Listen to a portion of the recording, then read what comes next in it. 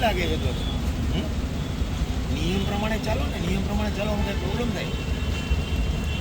પછી દંડાઓ.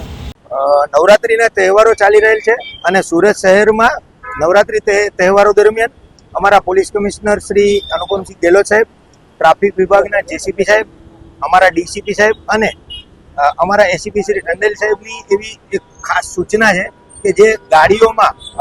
Black film લાગેલી છે એ બ્લેક ફિલ્મ વાળા વાહનો વિરુદ્ધ કાયદેસરની કાર્યવાહી કરવી અને આવા વાહનો મળી આવે એમના બ્લેક ફિલ્મ રિમૂવ કરવાની કાર્યવાહી ચાલુ છે.